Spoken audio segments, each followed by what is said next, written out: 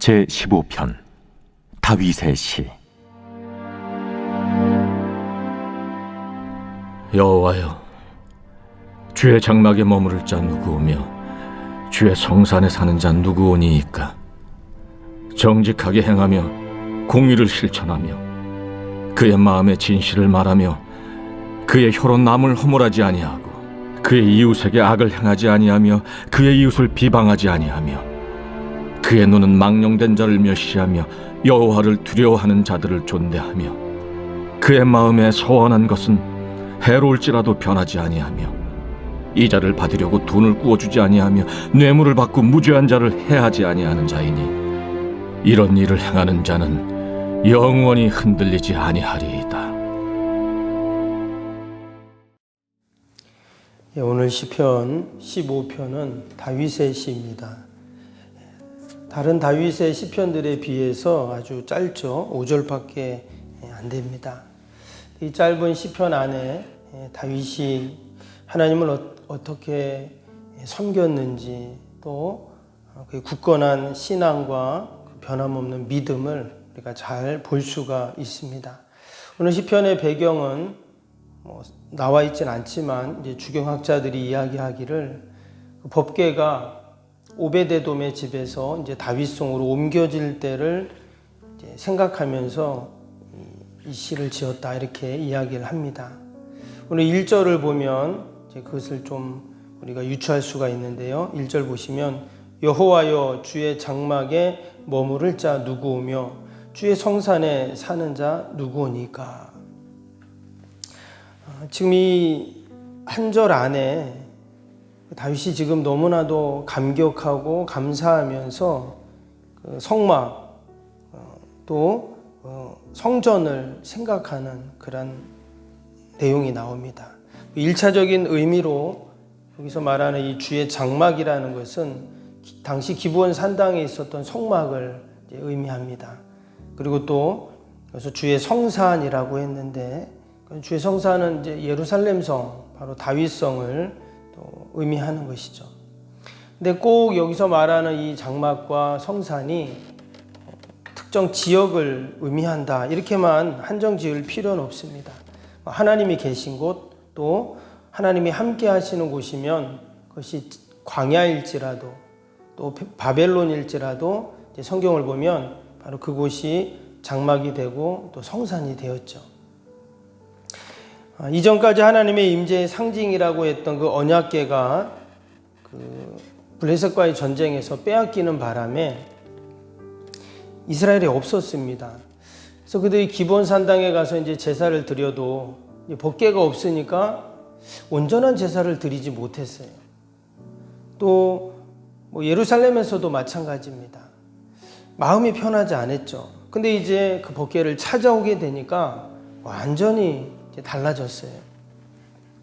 그래서 1절 고백한 것처럼 그 하나님이 임재하시는 그 거룩한 성소에 과연 머물 수 있고 그 하나님의 존전 앞에 설 수 있는 것, 이것이 너무나 두렵고 떨리지만 또 감사하고 또 하나님을 또 경외하는 이러한 고백을 지금 1절에 하고 있습니다. 이런 법궤가 다윗성으로 다시 올 때 얼마나 우여곡절이 많았습니까?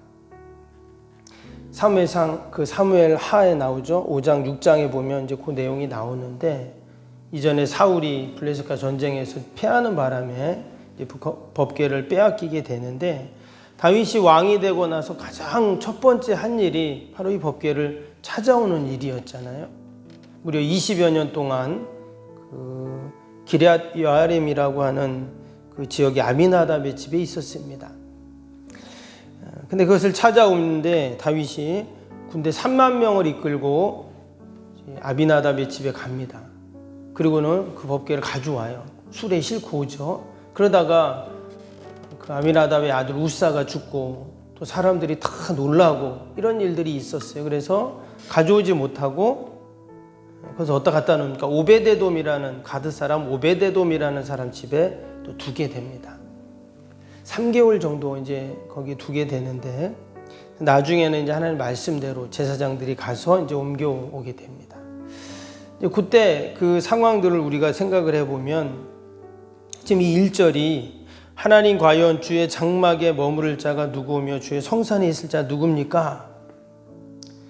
수십 년 동안 그 아비나답의 집에 있었는데 그 집은 아들이 죽고 또 그 집이 망하는 그런 일들이 있었는 반면에 오베데돔은 그 집이 복을 받죠. 그리고 또 그 종들도 가축들도 다 이제 복을 받았다 이렇게 성경에 소개를 하고 있는데 이런 일련의 사건들을 보면서 과연 하나님의 그 장막 안에 거하고 또 그 주님의 그 말씀 안에 거하는 것이 얼마나 귀하고 복된 일인가 하는 것을 지금 언급을 한 것입니다. 그럼 구체적으로 어떤 사람이 과연 그 법궤 안에 또 장막 안에 거할 수 있는가, 성소에 거할 수 있는가를 2절부터 5절까지 쭉 이제 설명을 한 거죠. 한번 볼까요? 2절부터.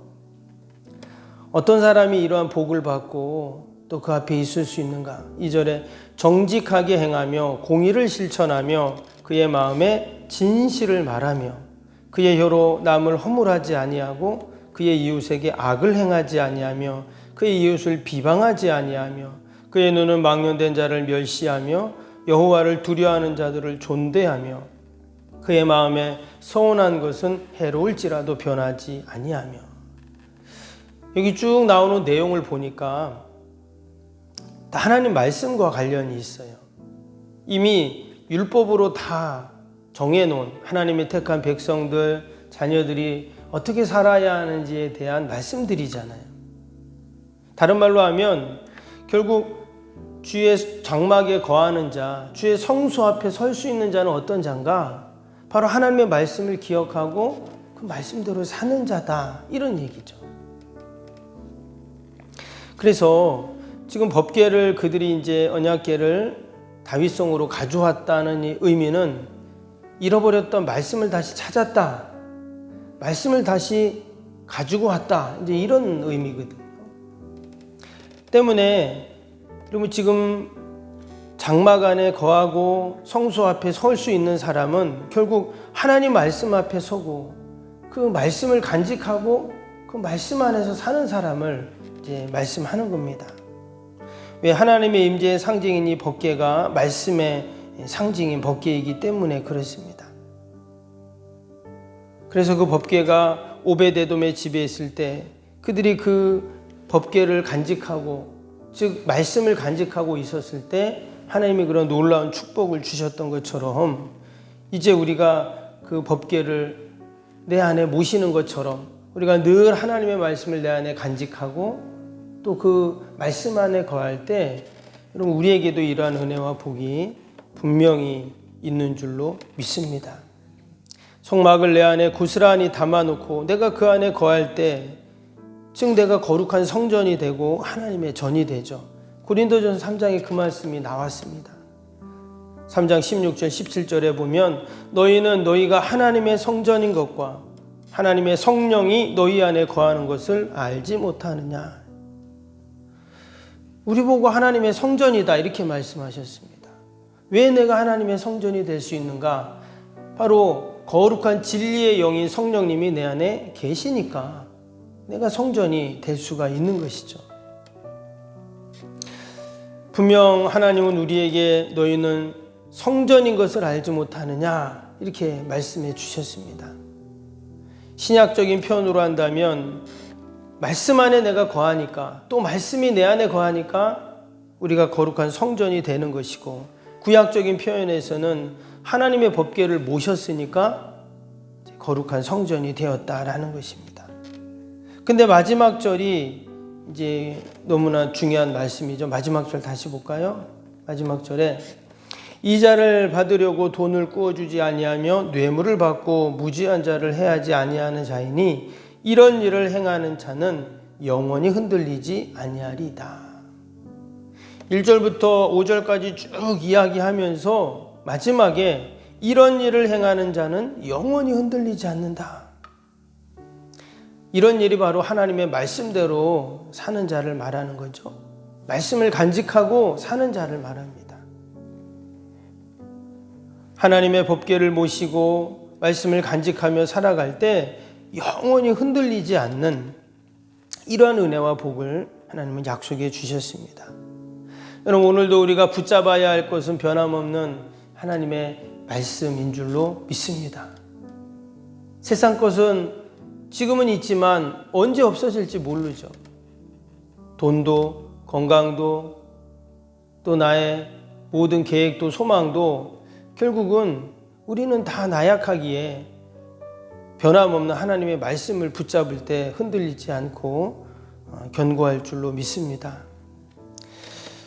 이스라엘 백성들이 그 법궤를 그렇게 모시고 와서 그들이 간직했던 것처럼 우리도 늘 하나님의 법궤인 말씀을 꼭 간직하고 그 말씀대로 사는 저와 여러분이 되시기를 주님의 이름으로 축복합니다. 우리 수요일 기도 함께 하겠습니다. 쓰임받는 교회를 위한 기도입니다. 46번부터 기도하겠습니다. 46번입니다. 신실한 그리스도의 제자를 끊임없이 재생산하는 생명의 공동체가 되게 하옵소서. 아멘. 주님의 마음으로 성도들을 섬길 수 있는 평신도 지도자들이 세워지게 하옵소서. 아멘. 세워진 평신도 지도자들이 자신의 은사를 따라 교회를 섬기게 하옵소서. 아멘. 부흥의 새 시대를 준비하며 다음 세대를 책임지는 교회가 되게 하옵소서. 아멘. 복음의 능력으로 통일 한국과 글로벌 시대를 감당할 다음 세대를 준비하게 하옵소서. 아멘. 다음 세대들이 성경적인 가치관으로 무장되어 열방을 품고 나아가게 하옵소서. 아멘. 우리 아이들이 지성과 감성과 영성을 겸비하여 새 시대의 부흥의 주역이 되게 하옵소서. 아멘. 이웃들을 목자의 심정과 긍휼의 마음으로 품고 사랑으로 섬기게 하옵소서. 아멘. 교회가 지역사회 주민들의 소통의 장소로 아름답게 사용되게 하옵소서. 아멘. 늘 섬김의 자리에 있게 하시고 지역의 자랑이 되는 교회가 되게 하옵소서. 아멘. 지역교회와 협력하여 함께 부흥하고 포항 성시화에 쓰임받게 하옵소서. 아멘. 온 성도들에게 구령의 열정이 불타게 하시고 영혼 구원에 힘쓰게 하옵소서. 아멘. 주님의 지상명령을 수행하며 주님의 소원을 이루어 드리는 교회가 되게 하옵소서. 아멘. 세계 복음화를 위해 더 많은 선교사와 선교지를 품고 섬기게 하옵소서. 아멘. 새성전 건축이 열방의 구원을 위한 거룩한 선교센터가 되게 하옵소서. 아멘. 예수님의 이름으로 기도합니다. 아멘. 사랑과 은혜가 충만하신 하나님 아버지, 이스라엘 백성들이 잃어버렸던 법궤를 다시금 찾아오고 그들이 모셨던 것처럼 하나님, 우리가 늘 새벽마다 하나님의 말씀을 내 안에 간직하고 그 말씀을 모셔 받들고 오늘도 그 말씀대로 행할 때 영원히 흔들리지 아니하는 그러한 은혜와 복을 누리게 하여 주옵소서. 하나님, 우리가 새벽마다 새 성전 건축을 위해서 기도합니다.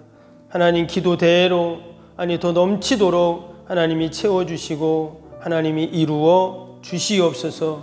나라 민족과 또 교회와 이웃과 살아가는 자녀들 위해서 새벽에도 우리가 함께 기도합니다. 성령님 이곳에 임재하여 주시어서 우리 한 사람 한 사람을 만나 주시고 하늘로부터 부어주시는 그 힘과 능력을 공급받게 하여 주시옵소서. 기도회에는 이런 종류가 날 수 없다 하셨사오니 하나님께 다 올려드리게 하시고 오늘도 하나님께서 구원의 역사를 이루어 주시옵소서. 감사하며 예수님의 이름으로 기도하옵나이다. 아멘. 하늘에 계신 우리 아버지, 아버지의 이름을 거룩하게 하시며 아버지의 나라가 오게 하시며 아버지의 뜻이 하늘에서와 같이 땅에서도 이루어지게 하소서. 오늘 우리에게 일용할 양식을 주시고 우리가 우리에게 잘못한 사람을 용서하여 준 것 같이 우리 죄를 용서하여 주시고 우리를 시험에 빠지지 않게 하시고 악에서 구하소서. 나라와 권능과 영광이 영원히 아버지의 것입니다. 아멘.